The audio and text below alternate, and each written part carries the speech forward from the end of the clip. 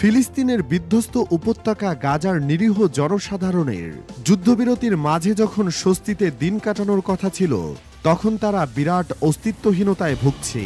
গাজা উপত্যকা নিয়ে যুক্তরাষ্ট্রের প্রেসিডেন্ট ডোনাল্ড ট্রাম্প নতুন যে পরিকল্পনা নিয়েছেন, সেই পরিকল্পনায় ফিলিস্তিনিদের সেখানে ফেরার কিংবা বসবাসের কোনো অধিকার নেই।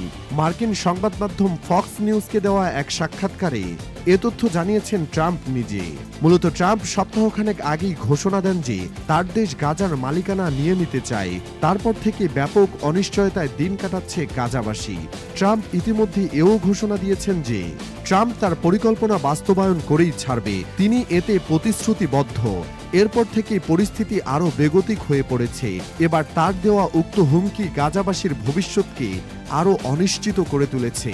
মঙ্গলবার ফক্স নিউজের সাংবাদিক ব্রেড বেয়ারকে সাক্ষাৎকার দিয়েছেন ট্রাম্প। সেখানে ব্রেড বেয়ার তাকে প্রশ্ন করেন, গাজা উপত্যকা নিয়ে নতুন যে পরিকল্পনা তিনি নিয়েছেন, সেই পরিকল্পনায় গাজায় ফিলিস্তিনিদের ফিরে আসা কিংবা সেখানে তাদের বসবাসের বিষয়টি অন্তর্ভুক্ত রয়েছে কিনা। জবাবে ট্রাম্প জোর দিয়ে বলেন, না, তাদের সেই অধিকার নেই, কারণ তারা এর চেয়ে অনেক ভালো জায়গায় এবং ভালো আবাসনে বসবাস করবে। গাজায় বসবাসকারী প্রায় 22 লাখ ফিলিস্তিনির জন্য সুন্দর কমিউনিটি গড়ে তোলা হবে বলে জানিয়েছেন ট্রাম্প। সেই কমিউনিটির জন্য সম্ভাব্য জায়গাও নির্ধারণ করা হয়েছে বলে সাক্ষাৎকারে জানান যুক্তরাষ্ট্রের প্রেসিডেন্ট। তিনি সাক্ষাৎকারে বলেন, আমরা গাজার ফিলিস্তিনিদের জন্য 6টি, 5টি কিংবা অন্তত 2টি কমিউনিটি গড়ে তুলতে পারি।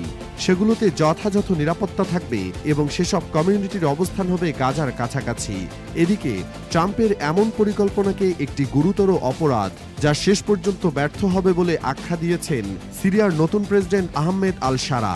সোমবার ব্রিটেনের দ্য রেস্ট ইজ পলিটিক্সকে দেওয়া সাক্ষাৎকারে এমন মন্তব্য করেছেন সিরিয়ার প্রেসিডেন্ট আহমেদ আল শারা। আল শারা বলেছেন, ট্রাম্পের প্রস্তাব সফল হবে না। তিনি বলেন, আমি বিশ্বাস করি কোনো শক্তি ফিলিস্তিনিদের নিজ ভূখণ্ড থেকে তাড়িয়ে দিতে পারবে না। অনেক দেশ এটি করার চেষ্টা করেছে এবং তারা সকলেই ব্যর্থ হয়েছে। বিশেষ করে গত 1.5 বছর ধরে গাজায় সাম্প্রতিক যুদ্ধের সময় এই চেষ্টা করা হলেও তা ব্যর্থ হয়েছে। তিনি আরও বলেন, ফিলিস্তিনিদের নিজ ভূখণ্ড থেকে দূরে সরিয়ে দেওয়ার প্রয়াসে ট্রাম্পের নেতৃত্ব দেওয়াটা নৈতিক বা রাজনৈতিক কোনোভাবেই সঠিক হবে না। অন্যদিকে যুদ্ধবিরতি চুক্তি লঙ্ঘন করায় গাজায় আটক থাকা বন্দীদের মুক্তি অনির্দিষ্টকালের জন্য স্থগিত করেছে ফিলিস্তিনের স্বাধীনতাকামী সশস্ত্র গোষ্ঠী হামাস। এরপরই গাজায় ফের যুদ্ধ শুরুর হুমকি দিয়েছেন ইসরায়েলের প্রধানমন্ত্রী বেনিয়ামিন নেতানিয়াহু।